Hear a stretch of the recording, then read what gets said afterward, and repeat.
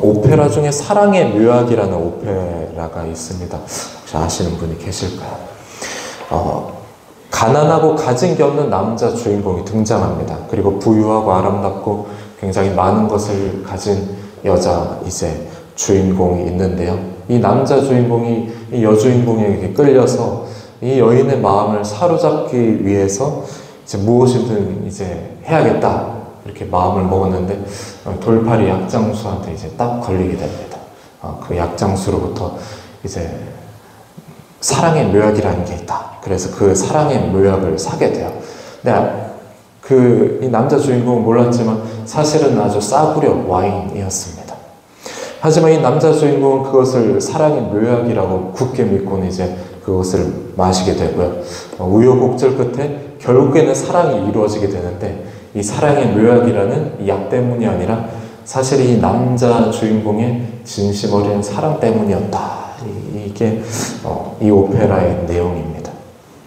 사랑의 묘약은 사실은 인간의 욕망을 상징하는 것으로 나타납니다. 이 오페라에서는요.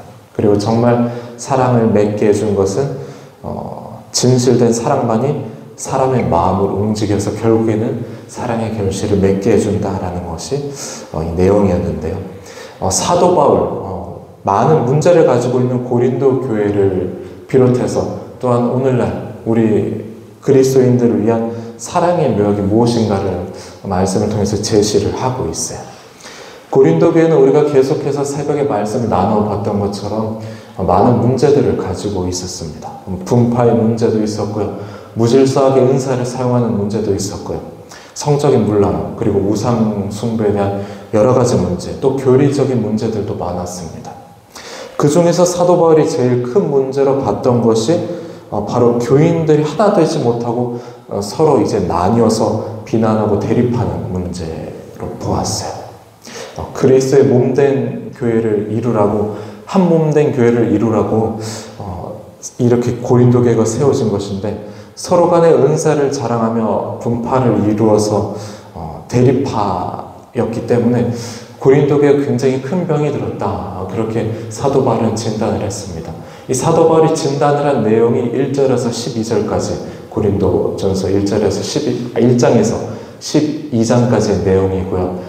여기에 대한 처방전이 오늘 13장 말씀입니다. 고린도 교회의 문제, 이 중병을 고칠 수 있는 것이 있는데 바로 무엇이냐면 바로 사랑이라는 것이에요. 4절에서 7절까지를 보면요. 사랑은 무엇이다 라고 말을 하고 있는데요. 여기서 부정적인 것들이 참 많이 나오죠. 오래 참지 못하는 것, 온유하지 못하는 것, 친절하지 못하는 것. 쭉 이렇게 보면은 부정적인 내용들이 많아요. 이 모든 것들이 고린도 교회의 병증이었다라는 것입니다. 사실 우리 그리스도인들의 병세도 여기에 있을 것입니다. 아마도 대부분의 사람들이 다는 아닐지라도 한두 가지 정도는 아마 있을 거예요. 시기하고 질투하고 자랑하는 것들, 교만하는 것들. 이 말은 우리에게, 그리고 언제나 우리 모두에게는 사랑의 묘약이 필요하다라는 것입니다. 여기에 나오는 내용들은 우리가 굉장히 넘어지기 쉬운 문제들을 다루고 있으니까요. 언제나 사랑의 은사를 사모하고 사랑 가운데 가고 사랑 안에서 그 사랑의 열매를 맺어가야 한다는 것을 보여주고 있어요. 우리 모든 그리스도인들이요. 고린도 교회 문제만이 아니라는 것을 말합니다. 6절에서 7절은 이렇게 말하고 있어요. 불의를 기뻐하지 아니하며 진리와 함께 기뻐하고 모든 것을 참으며 모든 것을 믿으며 모든 것을 바라며 모든 것을 견딘다. 사랑은 6절에서 불의를 기뻐하지 않는다라고 분명하게 말을 하고 있습니다. 참된 사랑은 불의를 기뻐하지 않습니다. 당연히 진리와 함께 기뻐합니다. 하나님의 사랑은 불의를 기뻐하지 않으세요. 죄를 기뻐하지 않으십니다. 따라서 불의를 행하고 죄를 범하면서 사랑을 말할 수가 없습니다. 만약에 불의를 행하는데 그 사람이 사랑을 말한다. 그것은 사랑이 아니에요. 거짓입니다. 사랑은 결국 불의를 기뻐하지 않아요.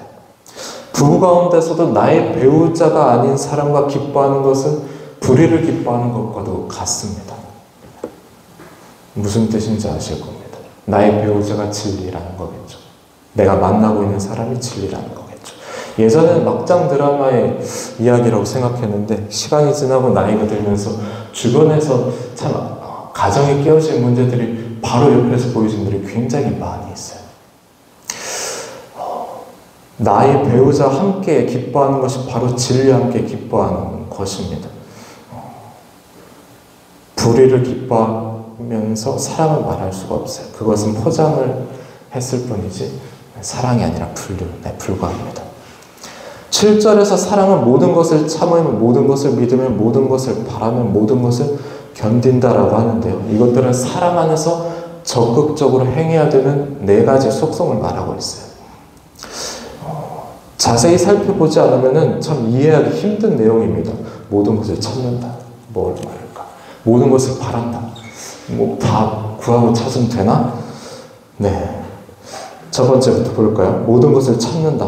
일단 찾는다라고 번역된 단어는 덮어준다라는 것을 말하고 있어요. 허물을 덮어준다는 의미죠. 물론 여기서 말하는 것이 불의한 행동까지 덮어주는 것을 말하지 않습니다. 6절에서 봤던 것처럼 하나님의 사랑은 불의를 기뻐하지 않는다라고 했기 때문에 여기서 말하는 찾는다라는 것은 어떤 불의한 행동을 찾는 의미는 아닙니다. 여기서 찾는다라고 할 때 찾는 것은 앞에 단서가 붙어야 돼요. 어떤 단서냐? 바로 사람을 얻기 위해서. 사랑은 허다한 허물을 덮어줍니다. 왜냐하면 사람을 얻어야 되니까요. 사람을 살려야 되니까요. 이것이 바로 예수님께서 우리에게 또 세상에게 행하신 일이겠죠. 예수님께서는 죄와 사람을 분리해서 대하셨습니다. 그런 까닭에 죄인을 친구로 두셨고 세리와 또 창녀들을 사랑으로 품어주셨죠. 사랑으로 사람들에게 다가가셨고 사랑으로 그들을 품어주셨습니다. 그리고 그 사랑에 수많은 사람들이 회개를 했죠. 예수님께서는 정죄하지 않고 사랑으로 덮어주셨어요. 이것이 바로 사람을 얻기 위한 사랑입니다. 허물을 지적하는 것은 쉽습니다.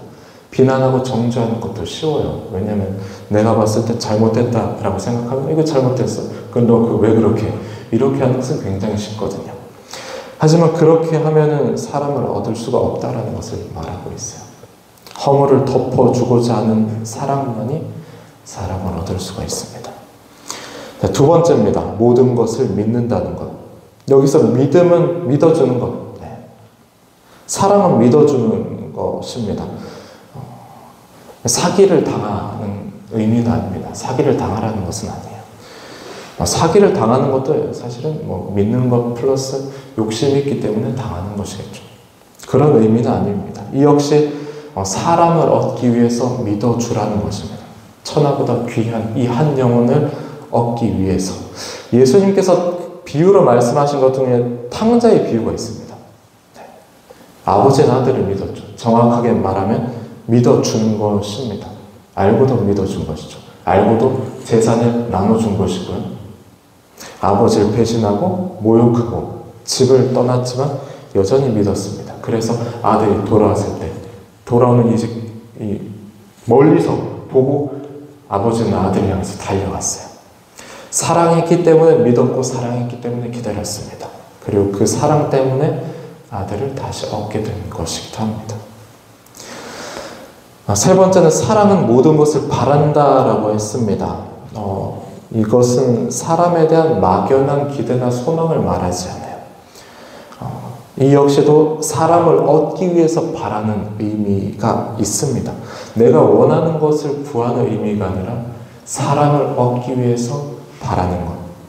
성령 안에서 갖는 소망, 그리고 사랑 가운데서 갖는 기대감입니다. 인간적인 기대나 소망은 실망하기 쉽습니다. 한두 번 실망하면 더 이상 바라기 힘들어요. 어떤 사람을 내가 사랑해야겠다. 이 사람이 나에게 대해서 잘못 대한다. 그러면 굉장히 실망하고 그 사람을 향한 나의 사랑을 식기 마련입니다. 하지만 성령 안에서 소망하고 사랑 가운데 갖는 기대감은 한두 번 실망해도 포기하지 않고 바랄 수가 있어요. 왜냐하면 사랑하기 때문입니다. 살려야 되니까요. 성령께서 이 사람 가운데 일하심을 믿고 또 성령께서 이 사랑 가운데서 일하셔서 선한 것을 창조하실 것을 믿기 때문입니다. 사랑하면 바라게 됩니다. 이기적인 사랑이 아니라 하나님의 사랑으로 타인을 사랑하면 또 세상을 사랑하면은 모든 것을 바랄 수가 있어요. 하나님의 사랑이 포기하지 않는 사랑이기 때문에 나 또한 포기하지 않게 됩니다. 그것이 바로 모든 것을 바라는 사랑이에요. 네 번째는 마지막으로 사랑은 모든 것을 견딘다라고 했습니다. 모든 것을 참는 것처럼 역시 사랑하기 때문에 견딜 수가 있어요. 사랑을 얻기 위해서, 공동체를 살리기 위해서, 내가 속한 공동체를 위해서 모든 것을 견딜 수 있게 된다라고 합니다.